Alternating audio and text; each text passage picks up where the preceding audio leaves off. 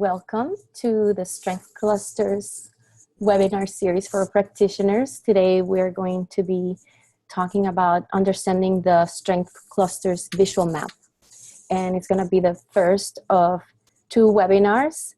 And I think that you'll be that you'll get something really good out of it. Okay, so I'm going to begin with my story. This is my daughter, Valeria, and she is the inspiration behind the work on strengths.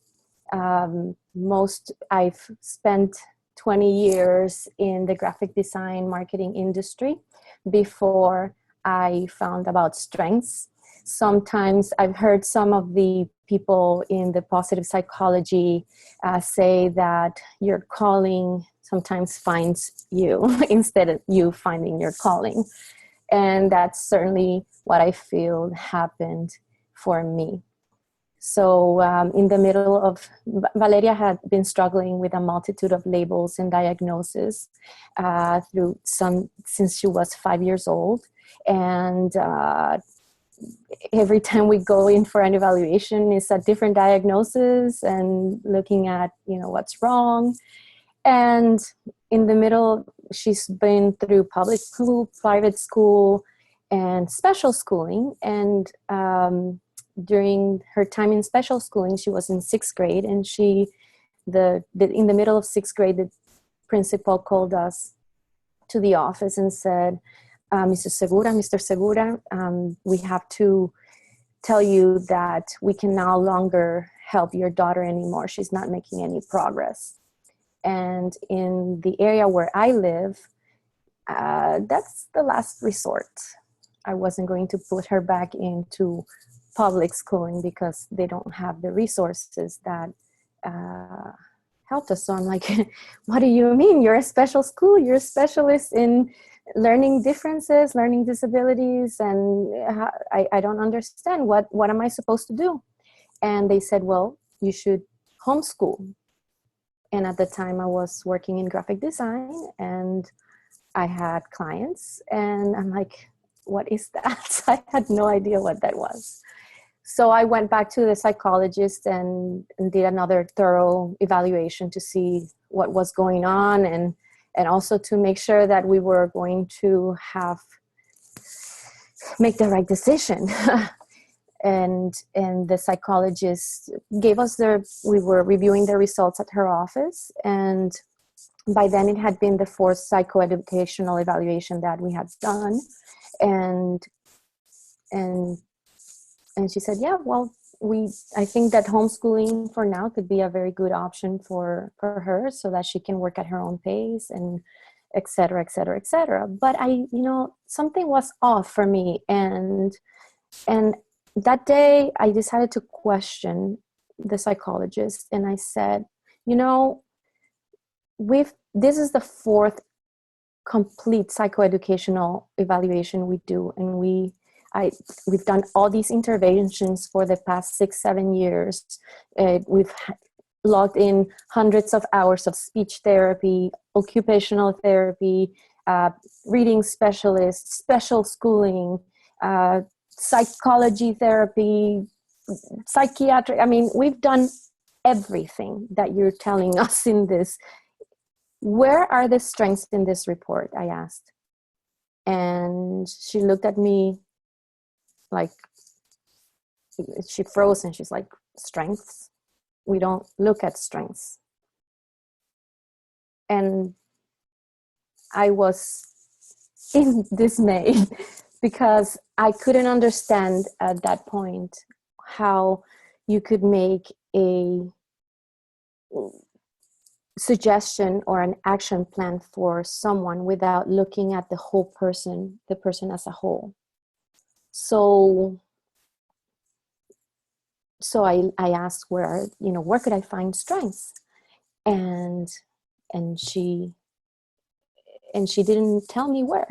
So I went to look for them. I found a certificate in positive psychology. I studied under Tal Ben Shahar, and when we did module 4 for the certificate, we started talking about strengths. My husband also participated in the certificate. It's a 1-year program, and I just felt like I had found something important. And I started working with strengths for myself first, and then for my daughter and for my family.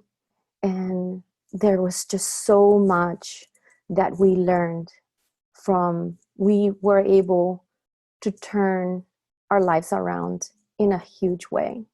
So when I speak about strengths in the work that I created, I speak from a perspective of understanding someone with learning differences.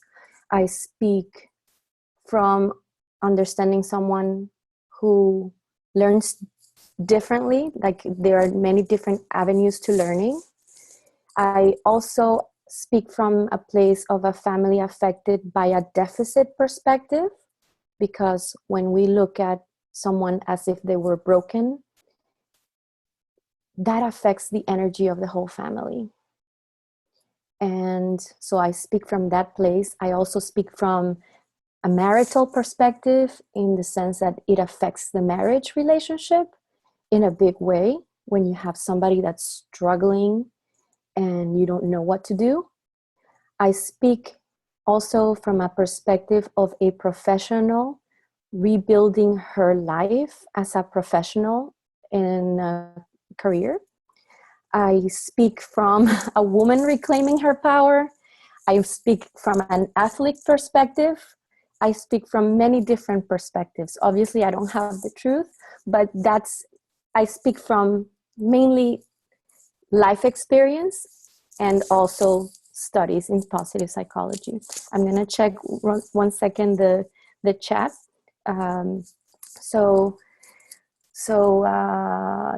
From Dean to everyone yet for asking the question. Joyce, this is an amazing, powerful story.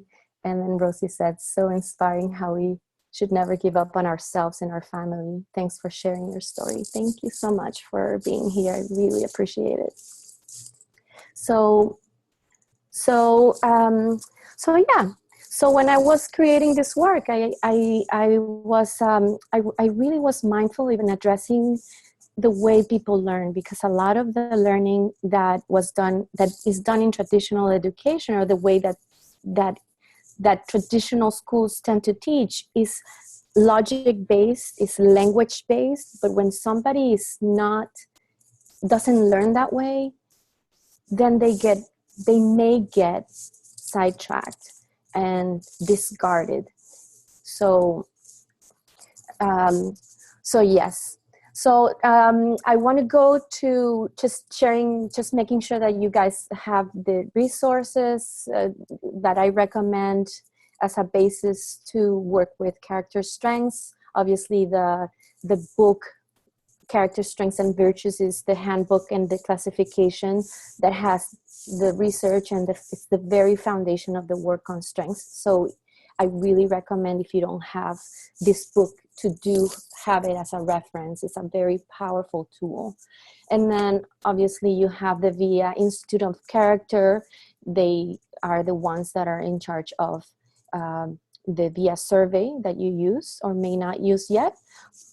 And they also have a great resource section where you can access research as related to the different populations that you work with. So there is a lot of information there that you can benefit from. So I highly recommend that you look at that. Now, the other thing that I always recommend is also make sure that you have a professional account with VIA. And it's free, it's easy to register. And what happens with that professional account is that you can have a unique link where you can send to, if you work with clients, you can send with clients. If you're a teacher, they also have a teacher account, and it's a matter of just selecting.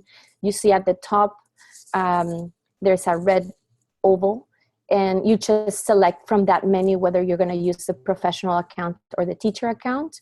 And then from there, you can provide that link to your students or to your clients, as you work with the tool. So the beautiful thing about it is that before you work with a group or with an individual, you get to receive their results. So I love to receive the results ahead of time, because it just, I mean, not only helps me get to know the people I'm working with through their strengths, it also, for me, it's like a way to start from a lens of appreciation with each person that is in front of me. So I love that we can have access to this, and it's just free and it's available to everybody. Okay. And then other resources that are great to work with is this new book by Ryan Nemick, who is the director of education for VIA, which is, the book is Character Strengths Interventions, a field guide for practitioners. It has a lot of good background. It's very easy to read about the strengths and all the different little definitions or anything. It has great exercises that you can do, that you can also modify to work as in conjunction with the work that you're doing with the mat. There is also this, Ryan also wrote the book Mindfulness and Character Strengths, and it's a practical guide to flourishing. That's also a great book. And the book by Dr. Leah Waters on strengths-based parenting. Those are 3 books that I really suggest. All right, so character strengths are essential ingredients and capacities in the personality of every human being for thinking, feeling, and behaving in a way that is beneficial to ourselves and others. However, in traditional education, we had been taught a certain way of character strengths, more like values or as standards of behavior, but not as a method of getting to know ourselves deeply. So it's like, and there are certain values or strengths that schools used to tend to focus. More and more now that there's movement on positive education, we're seeing more and more work done on strengths, but we're still at the beginning stages. So this is a drawing that I made, and when I think of strengths as seeds, and what happens when we, don't put water or give it proper nourishment or get the right soil, the right environment, those seeds don't thrive. So the same thing with our strengths. When we don't use our strengths, they're dormant. And so bringing our work, it's a lot on bringing awareness to strengths so we can get to know them, we can explore them, we can use them, we can expand them, and we can thrive. So when I began the work with strengths, and during our course in positive psychology, they had everybody take the VIA survey, and I got my list from 1 through 24 strengths. That's the free report that you get. So that was like my very first experience with strengths, and I thought different things. One is, I felt that this was a very interesting language that I wasn't used to. I was used to strengths as related to what we do, like our talents, our skills, our abilities, just the doing, the tasks, the things that we do, but not this language. It's like creativity, love, bravery, teamwork. That wasn't something I was very close to in terms of a language, but I felt that there was power behind it. And also, it's not a language that is necessarily, there is logic behind it, but it's also a language of the heart. And I couldn't connect with a language of the heart when you look at a list. And now that I've worked with groups over the last few years, and all of the people that I work with look at their list from 1 to 24, sometimes they'll go to like the top strengths and they're like, oh yeah, that's me. And then they'll go to the last ones. Oh, those are my weaknesses. And I'm like, no, those are not your weaknesses. They're also your strengths.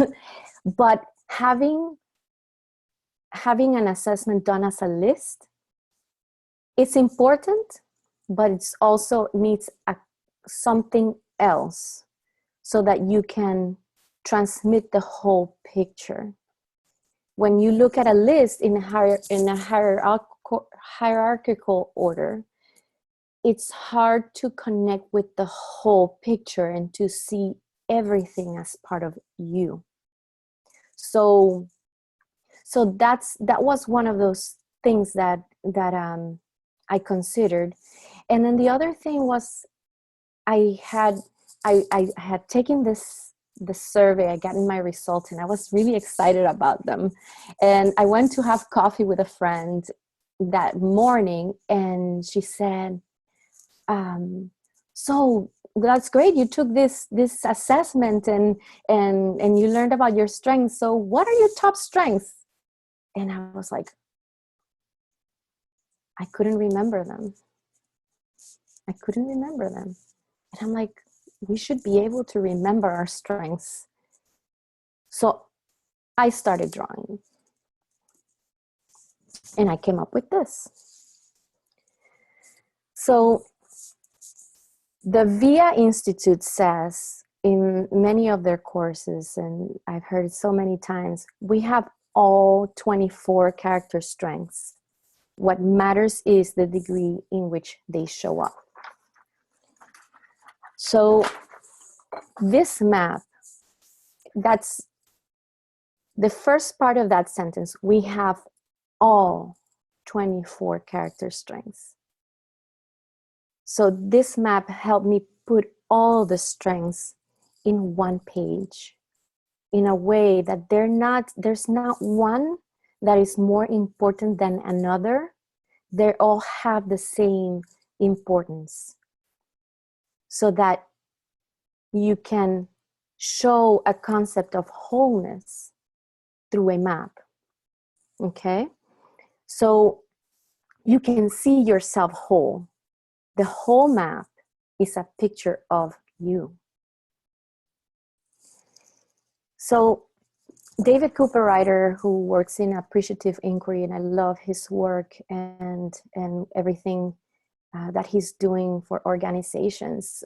He said one time, we live in a universe of strengths. The wider the lens, the better the view. So this is, to me, the wide lens. Okay, I'm going to look at real quick at, hold on one second.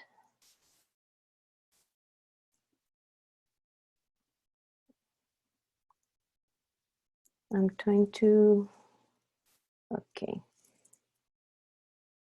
All right, so I'm going to go back to some of the comments. Rosie says, I love how you brought in your graphic design knowledge to the strengths, and thank you for coming up with a paradigm that is based on wholeness and not hierarchy. Thank you, Joyce, and thank you, Rosie. So, all right, so that's the map. And so not only is the map based on wholeness, there's other meaning behind the map. So one is the hexagons. Why the hexagons and why the honeycomb? So the hexagons and the honeycomb is a structure that is found in nature. And I love, there's something so beautiful about the connection between the honeycomb and this map because of what we are here to generate when we work on strengths and an appreciative lens.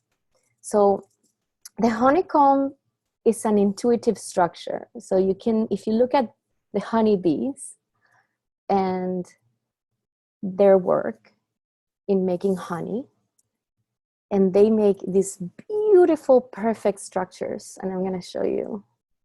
Let me see if I can, there you go. So they make these beautiful, perfect hexagonal structures. How do they do that? I mean, it's instinctive. Strengths also are instinctive. They are natural in us. They are ingrained in us. So they're so natural that when we learn to recall them, when we learn to remember them, when we keep them in awareness, they can begin to manifest very powerfully.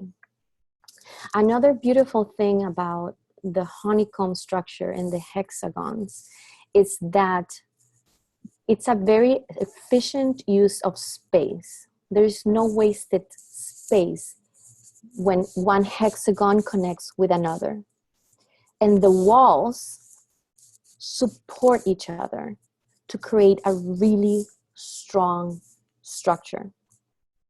The same thing when we work with strengths, the more we help them manifest and the more we bring them up to awareness and practice, the stronger we are as humans. Amplifying strengths help us be more motivated, more connected, more authentic, more open, more alive. So I want to show you something else. So let's think about using these hexagons. The more we use, the stronger the structure. There is another way we can see it. This is architecture. So this couple is sitting on a paper piece of furniture that is made completely out of paper. And they are sitting on it. And this structure is made out of hexagonal shapes put together. They are strong enough to hold their weight completely. So there is this metaphor of the more we use our strengths, the stronger we are, the more authentic, the more connected, the more we can support and be supported. So I just wanted to check in with everybody right now. How is everybody doing so far? Do you have any questions? This is awesome, Giselle. Thank you. Thank you. Thank you. Thank you. All right. So is everybody okay to continue? Okay, perfect. All right. So a visual map. So we talked about how when I created this, I was also mindful of creating something that will help people learn from different entry points. So I love the work by Howard Gardner on multiple intelligences, and he says in one of his books, some students will learn from linguistic entry points, others from artistic or personal or logical entry points. Through multiple learning approaches, one activates different clusters of neural networks. To the extent that numerous neural networks are activated and eventually connected, one obtains a solid and enduring mental representation to the topic in question. Now, to that, I would add, beyond the mental representation, I would add also emotional and somatic or body representation of the topic in question. Because when you bring learning to the body, you make learning more powerful. And then there's also the topic of the heart, because we tend to teach too much logic based. There's a lot of writing, a lot of reflection, not enough movement, not enough body contact, not enough visual, not enough auditory. So when we are mindful of incorporating all of that, we can reach other places and create a really deep and meaningful and profound experience. All right. So in one of the books, I think it was on the Character Strengths and Virtues, written by Martin Seligman and Chris Peterson back in 2004, one of them said that, like everyday people, social scientists are fond of making lists. And then I put a but. The soul never thinks without a picture. So that's where my experience comes in. So before I worked with strengths, I worked for 20 years in graphic design and marketing. So I had to work a lot on taking people's ideas and representing them in visual form. And this is what I did with this work. And then we went from visual to an experience, which is what we'll look at when we meet next time during the next webinar. So the vast information we process from the outside world is visual. And there's something about color that gives an interesting, it's an intense, oh my goodness, pardon my accent. It makes an instantaneous bridge to meaning, okay? So it is also not just visual, but it's also experiential as well. And obviously the meaning of color does depend on culture and circumstances. So I will make a parenthesis here. I understand that the colors that I use to incorporate in the psychology of color is based on a Western view of color. So I just will make that parenthesis there. So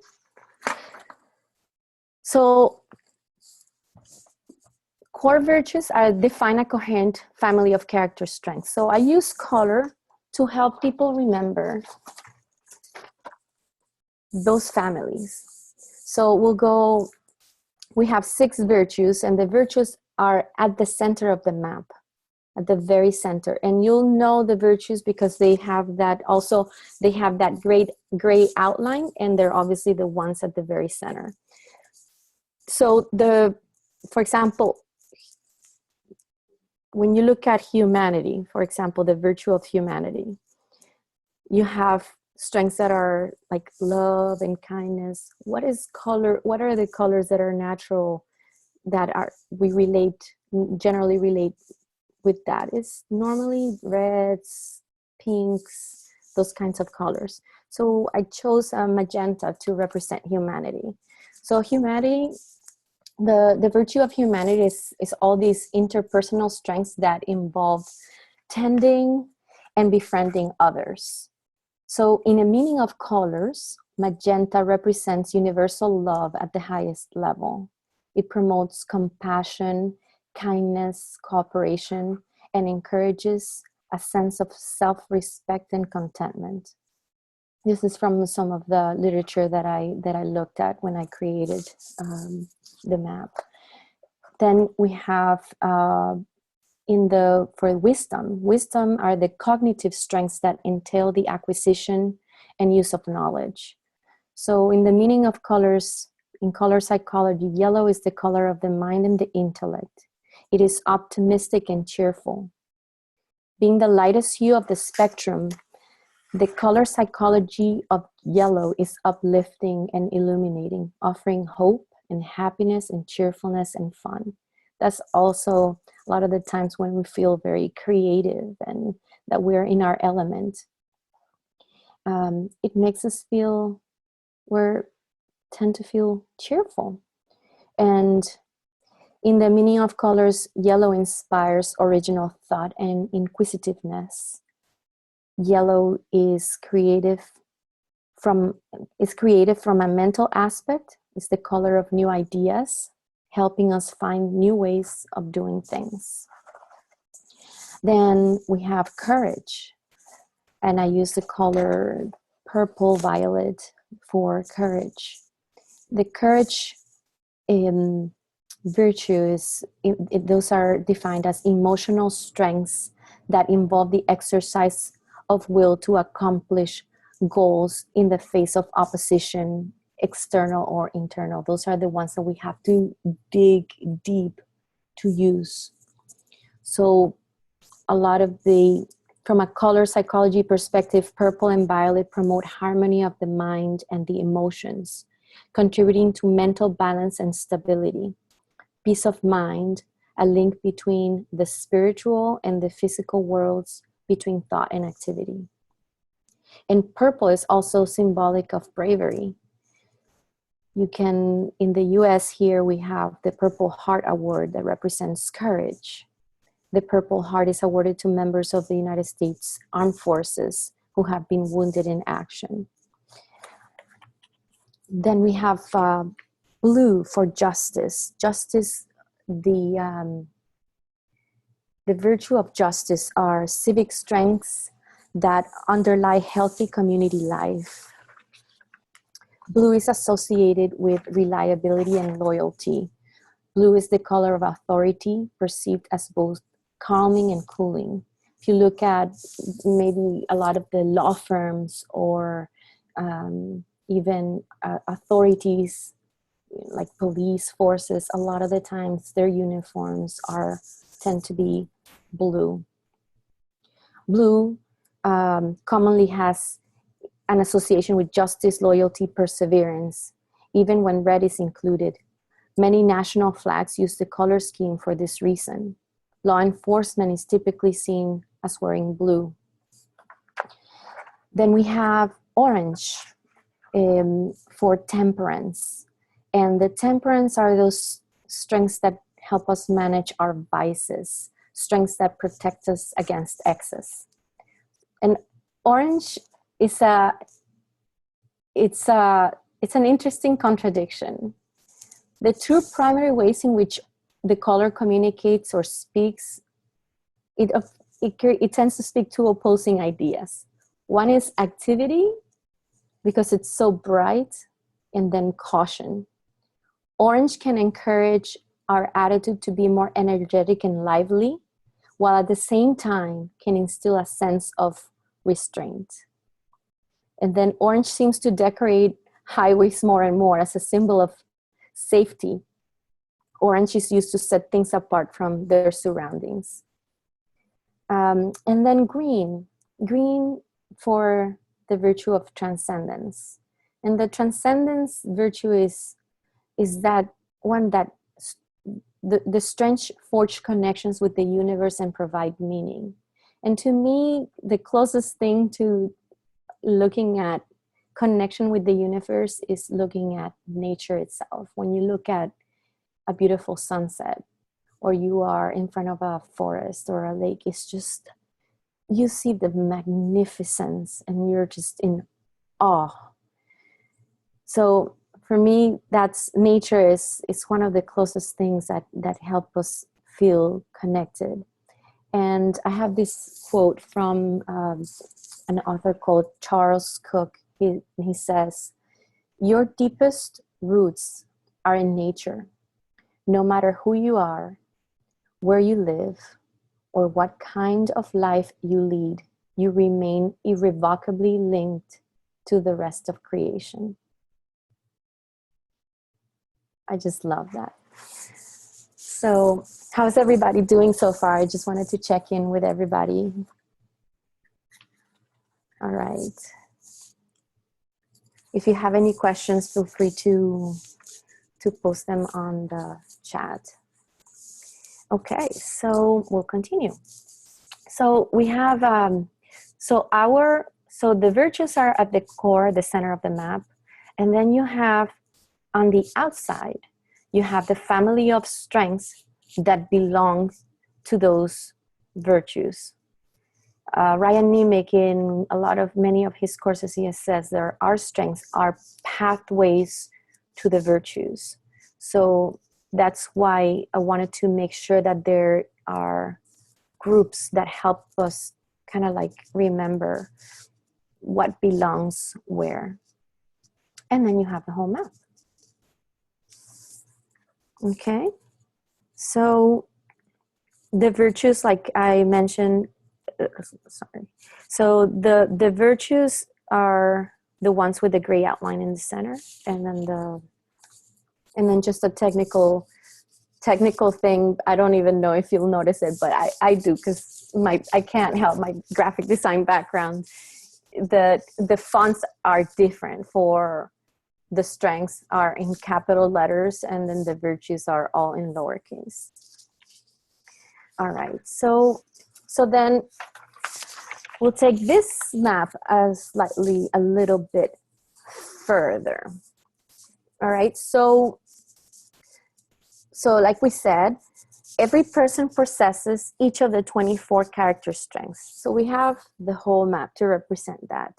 And now those strengths are represented in different degrees, resulting in unique profiles that constitute the rich array of human personalities we observe. So I went ahead and created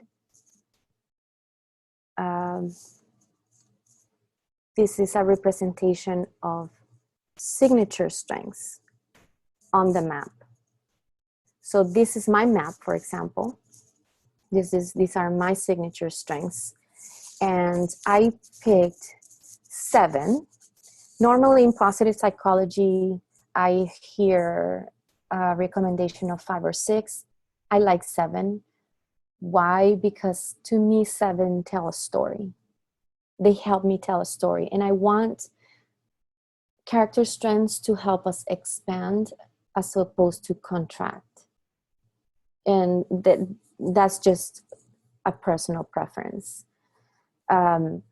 So when you look at the map, for example, I have creativity, love of learning, and perspective in the wisdom category, in the wisdom virtue.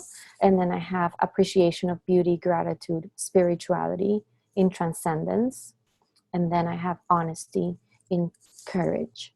So I'm showing you this as a map because you could also, and we'll talk about that when we do the second webinar, you can do a walkabout with the people you work with on the mat to walk through their signature strengths.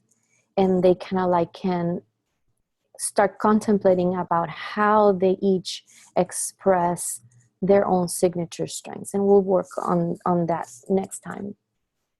But one of the things that, and why I like to encourage also, whatever you do, I recommend to do something visual that you can keep next to you or somewhere where you can continuously connect with the language. Because when you do that, not only do you keep them in awareness, things do come up. For me, for example, when I started working with strengths and I started contemplating my signature strengths, I've been writing for quite a few years now, and I have tons of journals with ideas and stories and things that I never shared.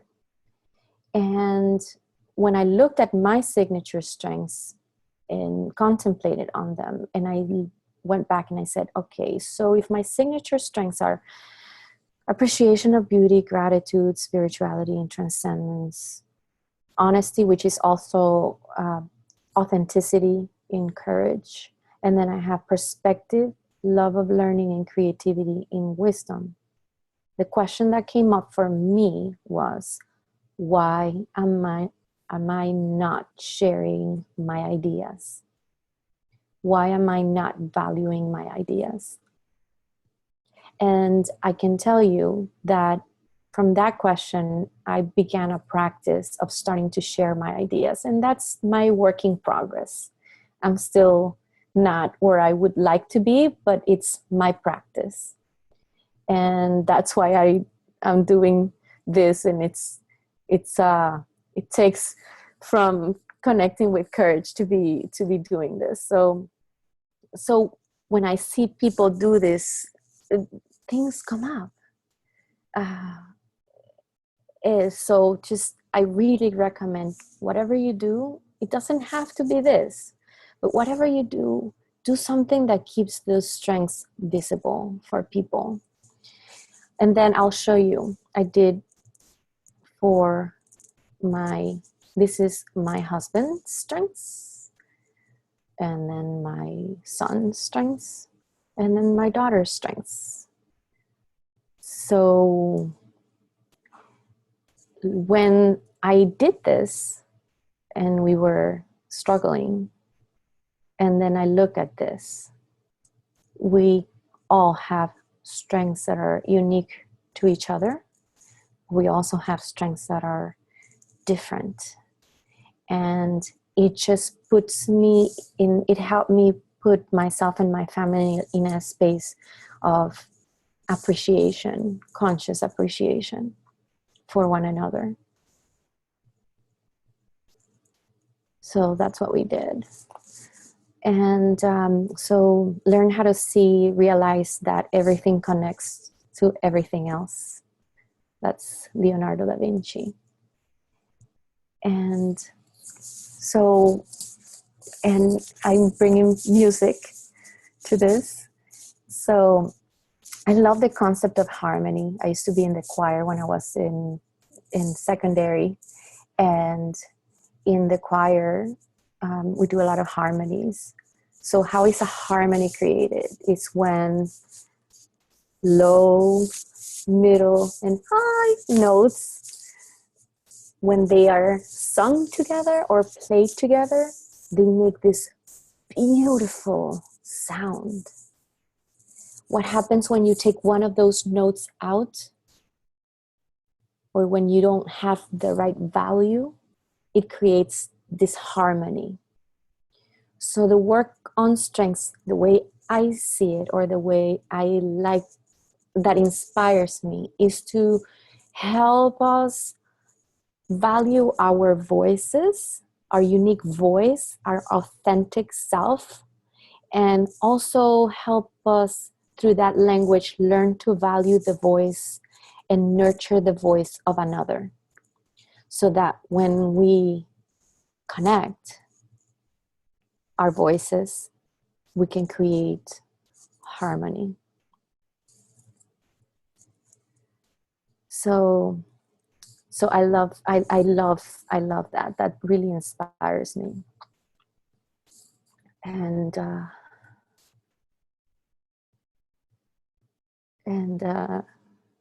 let's see. So another way I use the map or strengths, I created a family map. And this was the very first time we had our family on the same page. And this is really powerful. Again, you can do it in any shape or form or however, but I think putting signature strengths on the same map. So if you're working with teams, or if you're working with a classroom, for example, some of you are working in education. I dream of the day of teachers that put strengths from the very beginning of the year and keep them visible the whole year round. That serves in so many ways, at so many levels. It serves those children who struggle to help kind of like create that recognition and recall, that awareness of what to see that is good, and then also how to bring that forth more. So for example, if a child who's struggling has a strength of love, for example, why not nurture that? in many other ways in the classroom. So that's one of my dreams that comes from my personal story. So I wanted to show you this map. So I have, at the top, I have my husband on the left and then my son on the right. And then I have my daughter at the bottom left and myself on the bottom right. And the colors help us connect very quickly to this, to like what can connect, and then what is different is just a very quick reference. So for example, my daughter and I are pretty similar, have like very similar color scheme. And then you can see we connect with creativity, love of learning, appreciation of beauty. So we can bring that forth and figure out ways on how she expresses creativity, which may be completely different from mine, but I can recognize it and nurture it. Now, one that she's very unique in, for example, is fairness. And fairness, when she used to come back from school, sometimes she would complain about something that happened to a student, and then she complained to the teacher, and the teacher didn't do anything. And I would say, oh, stop bothering me. Don't, just like I would kind of like reject whatever was happening because it was bothering me. But then knowing that her strength is fairness, I can give it a different spin and know that that's a way that she may be expressing fairness. So I can have a conversation that is more beneficial to help her develop those strengths. So I have, I'll just go back to some of the comments. Rosie says, you are using your creativity, love of learning, and courage. How unique it all looks. It is a language of love. I do that. Sometimes during closing circle, we share what strengths we saw in each other. That's so great. I love that. And then Rosie also says, in morning meeting, we set goals in which strengths we want to use as well. That's beautiful. And then Dean says, I love these maps. Sorry if I missed it. What information went into deciding the order of these strengths on the page for each person? Okay. And then I will answer that one. And Rosie says, each person's top 7 strengths. And have you ever mapped a really large group, like 25 people, and shown the results on one piece of paper? I haven't done that yet. I like, I've done, I think the most I've done right now is about 8. When you do like large groups, like 25 people, I might recommend, it depends on who it is, less amount of strengths. I would probably do 3 of their top 3 signature strengths so that you can map out a larger group, or divide the group into groups that have constant communication. So if it's a work team, for example, there are some teams, like maybe the marketing team goes and does, or the leadership team does something, and you keep those groups together, those that have constant contact, that meet each other and need to nurture each other. And then, Dean, you asked about what information went into deciding the order of these strengths on the page for each person.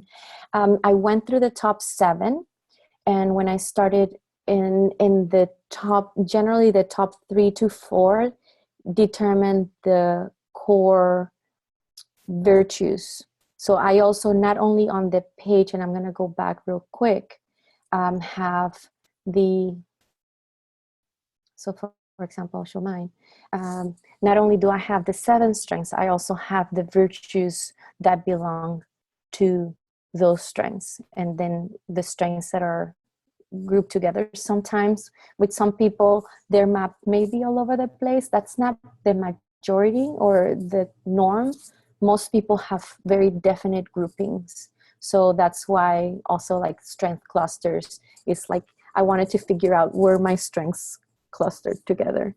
And then I see them as also a metaphor that I love to to think about when I think about these groupings is the constellations in the sky, that we know what the constellations are by the number of stars or the shape that they make.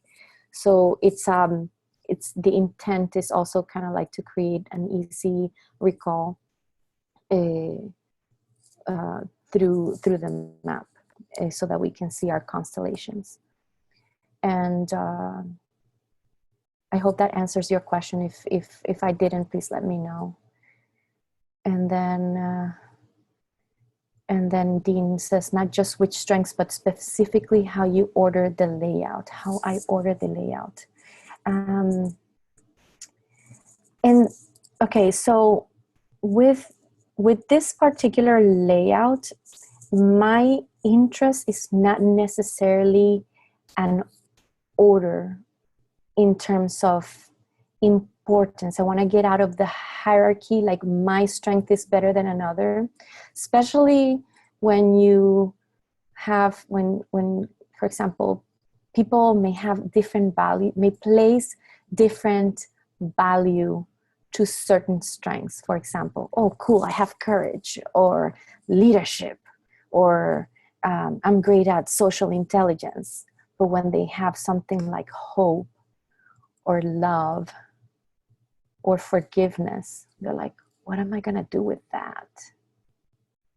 So I wanted to stay away from a rank of importance, to give importance to all the strengths. They are all important, and we all have a purpose to serve. I hope that helps.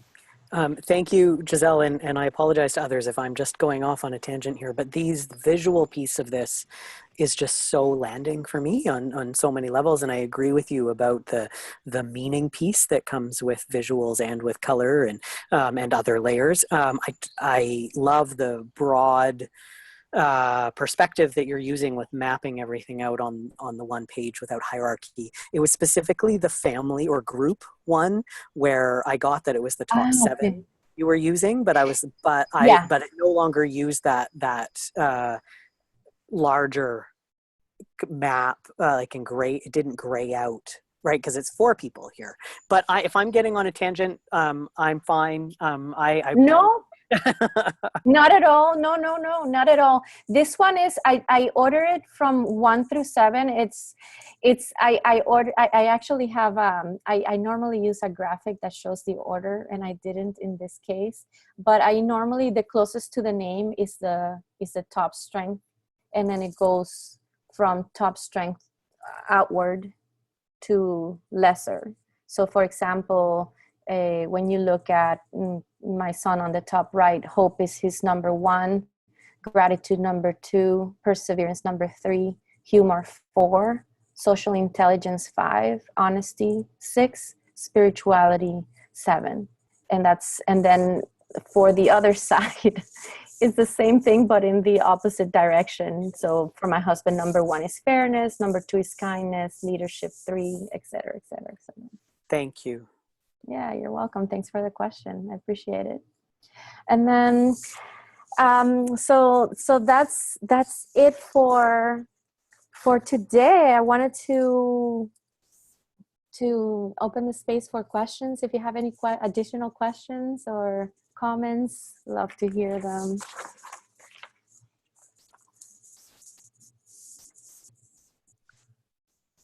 I have another one, Giselle. I see that you're recording this. Will you be sending out a link to the recording to those who have registered? Are you, you have the mat, right, Dean? Yes. Okay. We also have I don't know if you have access to the Facebook group. Are you on Facebook? I don't do social media at all. No. Okay. No. Okay. So what I can do, I can send a link to you guys that participated. And then you can refer back to it. I'll try to figure out if I do a link, or I will give you access through my website so you can have a password and then access the video through there. That might be another option, but I will definitely make sure you guys receive it, because I want you to be able to recall this, and I hope it really serves whatever, the work that you do. Okay. Very much, Giselle. There's so much in this that to me is immediately applicable. I'm loving the individual mapping, and in a way that's, I could see this as a visual takeaway people could take, but they couldn't take the mat away. And again, I might be jumping ahead. I'll have this conversation offline with you later if you'd prefer, but I'm curious about when or if you're open to people using this type of individual mapping as handouts to students or clients. Like, do you have, is it something that I tell you what I have ready. I can tell you what I have ready, and Please. I can tell you. Okay, what I have ready right now is I have different suggestions on how you can do it. Like right now, I've actually I created a coloring one, like just a blank map where people can actually color in what their signature strengths and keep it. That's one way. Another way is that since you receive the cards as well, you can create that structure using cards, using the map as a guide. And then you can, especially because you work with secondary students, you can take a picture, and they can also keep a picture of it. That's another way. And there's something I'm creating that I'm hoping I still haven't gotten. It's in the beginnings. I mean, it's not in the beginning stages. I'm hoping to launch it by the IPEN, the Conference on Positive Education. Yep. And it's using the cards, and I'm creating like a smaller version of the map that you can imagine like a table size, but it works with the cards that you have. And then you can place the cards on the map, and then you can also take a picture or print it out. And then I can also create them, but obviously that's different, the ideal for me is to find a sponsor that can help me create an app. That would be ideal, but that will create, that's a dream that I hope comes true sometime soon. Awesome. Thank you. Yeah. Giselle, with the cards, and if you work with groups, do you usually need more than one set of cards?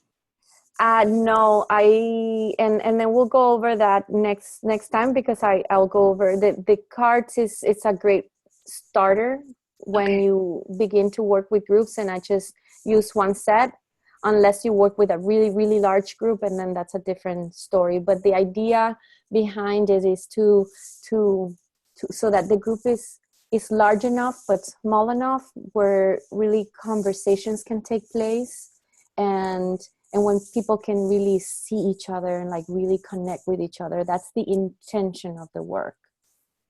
Okay. Yeah. And then I'm always available if you have any questions, or if you have any. I really love, I love personal connection. And so if there are questions you have, or anything you want to consult, you want to have a Skype conversation, please, we can make an appointment, make it happen. I love to hear your experiences and to be able to serve. And this work is new. So, and then there's so many people working with so many different populations, that the more we connect, the better we make it. Okay. All right. So I think that we've reached the end of today, and thank you so much, Leonie. Thank you, and thank you for joining us from Australia. Yay! I'm so excited. Thank you, and I hope to see you all next week, and I will be showing you how to do the exercises on the mat, and some additional exercises that are not with the instructions that I sent. All right. Thank you, everybody. Have a beautiful evening or a beautiful day, wherever you are. Bye. Thank you. Bye. Thanks.